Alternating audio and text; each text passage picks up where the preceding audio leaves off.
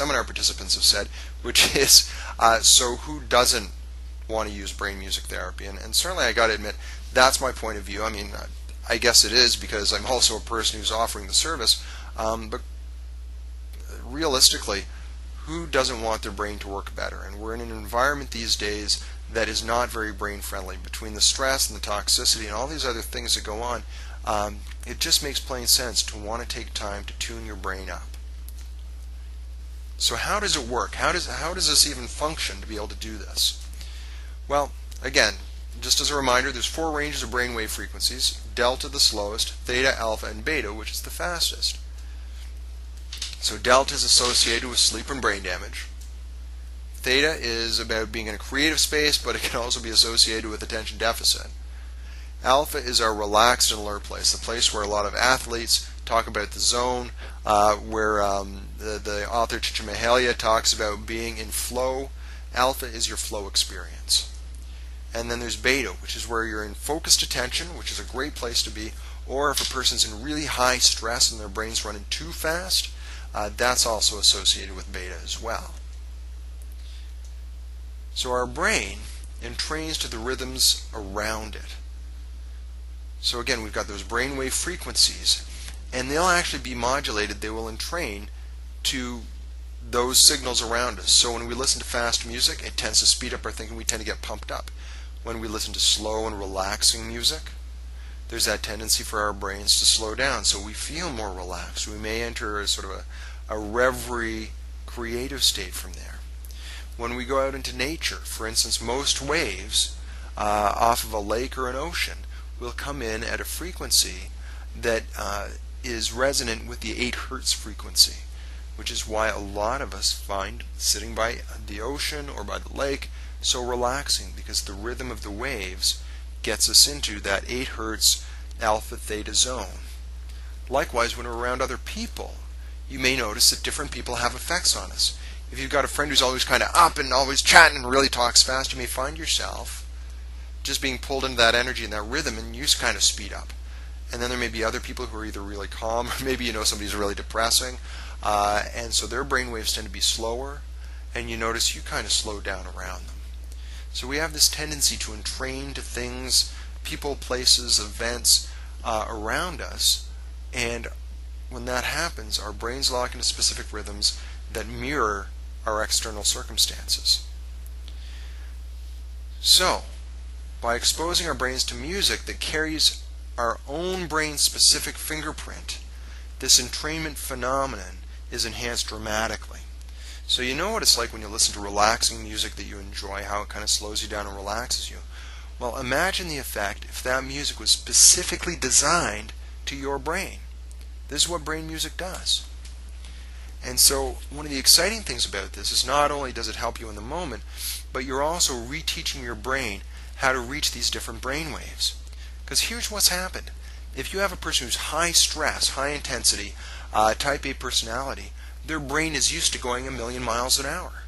And if it's used to going 1,000,000 miles an hour, that's like their brain has carved out a pathway that's like the superhighway. It's very fast and easy to get onto. The only downside of that is if they're not used to relaxing, the pathway of their brain that's about relaxing and taking it easy is like this little dirt goat path that is almost washed out. It's very hard to find and very hard to track. And so their default brain state is stress. Likewise, if you have somebody who tend to be in attention deficit land, and so their brain waves are always kind of slowish, that's where their superhighway is. And they have this little dirt path that is about getting speedy and fast thinking. And so what this brain music does is it literally not only guides your brain into those different states while you're listening to it, but it's literally creating new pathways in your brain so that you can get to those places more easily. This is the exciting thing. Unlike medication, which just forces your brain into those areas, this actually starts to rewire and create physical changes in your brain. So here's the big picture.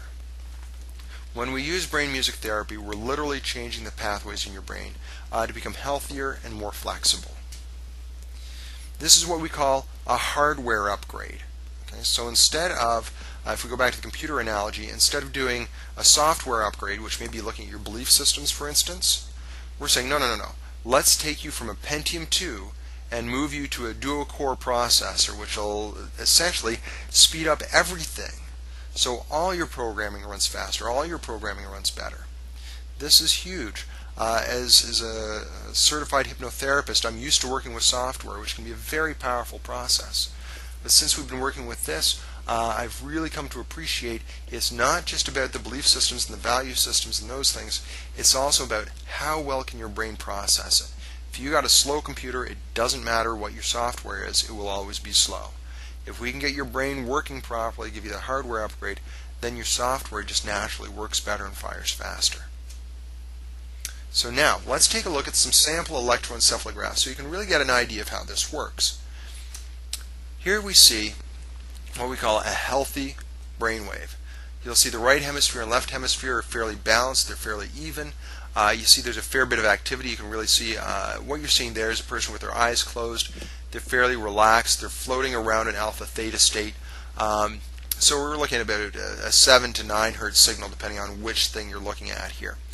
So this is a pretty good, healthy-looking EEG. Now, if you're looking at somebody who is under a certain amount of stress, without a lot of sleep, you're going to see a flattening out of the EEG. So you can see compared to the last one, there's not as much activity going on there. There's still some resilience. There's still a fair amount of symmetry between left and right, but it's not working quite as well. Okay? What you'll see here is after 3 weeks of brain music therapy, we're starting to see some nice change. There's a slight increase in amplitude, better symmetry between left and right. What you're going to see here from a subjective experience is the person says, yeah, I'm sleeping better, my mood's better, things are just overall feeling better.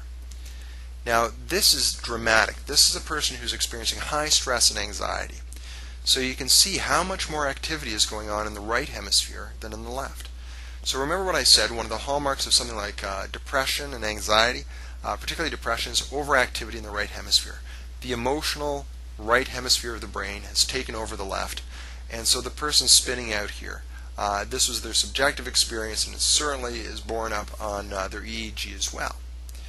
Now, after 3 weeks of brain music therapy, look at the difference. Much better hemispheric balance. In fact, there's still a little more activity in the right and the left, but their subjective experience is they feel calmer, more relaxed, better focus, and not as at the mercy of their emotions nearly as much as they were when they came in the 3 weeks before. Here we start to see burnout. So you can see burnout where there's a progressive flattening out. Much longer, well, you can see the top right hemisphere line is almost like a flat line. So this is where a person's saying, I just can't think. So I can't think my way out of a paper bag. I'm in a fog all the time. As you can see, there's a little more activity in the right hemisphere than the left, so they're also talking about being a little bit depressed as well. After 3 weeks of brain music therapy, here we go. We're seeing some marvelous changes. Much more activity going on in both the right and left hemisphere. The person's subjective experience is saying, yeah, I've got better focus. They still got some things to work out, but it feels now like they can. They've got some hope that their brain can actually pick up again. So some very nice differences here.